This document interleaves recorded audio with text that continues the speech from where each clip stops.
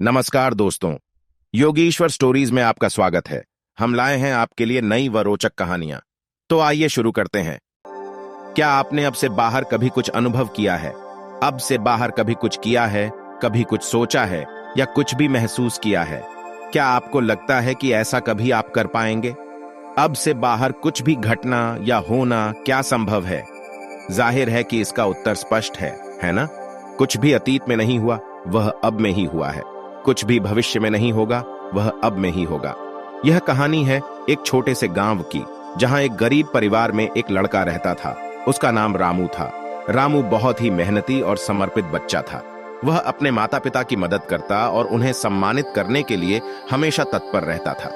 परंतु रामू अपनी पढ़ाई और खुद के विकास पर खास ध्यान नहीं देता था। वह समय का बिल्कुल भी सदुपयोग नहीं करता था। वह अपने काम को समय पर छोड़ देता था और जब उसकी पढ़ाई का परिणाम आता तो वह बड़ा नाखुश होता, बड़ा उदास होता। यह बात कई वर्षों से रामू के पड़ोस में रह रहे एक वृद्ध व्यक्ति देख और समझ रहे थे। एक दिन उस वृद्ध व्यक्ति ने रामू को अपने पास बुलाया और एक महत्वपूर्ण सबक सिखाया। वह बताया कि जीवन में भूतकाल और भविष्यकाल किसी के हाथ में नहीं होता है, बल्कि वह इस बात पर निर्भर करता है कि आपने वर्तमान में क्या किया।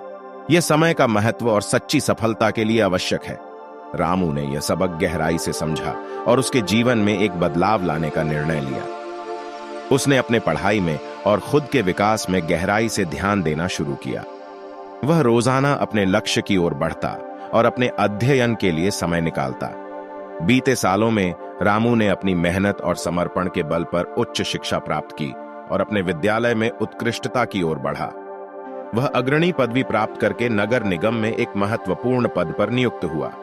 रामू अपने अधिकार का निर्वाह करते हुए लोगों के जीवन में सकारात्मक परिवर्तन लाने में सक्षम हो गया। यह कहानी हमें यह सिखाती है कि हमें वर्तमान के महत्व को समझना चाहिए। हम अपने कर्मों, संघर्षों और मेहनत के माध्यम से अपने सपनों की प्राप्ति कर सकते हैं। भूतकाल की चिंता और भविष्य की योजना करने से ज्यादा हमें अपनी सामरिकता और प्रगति पर केंद्रित होना चाहिए।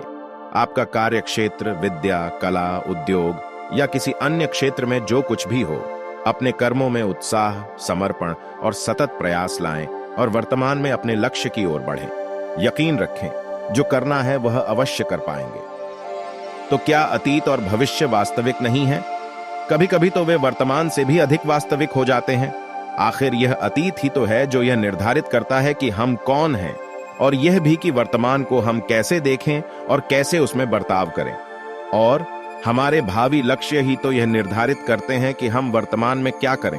जिसे आप अतीत मानकर सोचते हैं, वह पूर्ववर्ती अब की स्मृति का अनुरेख ही तो है, जिसे मन में संग्रहित किया गया है।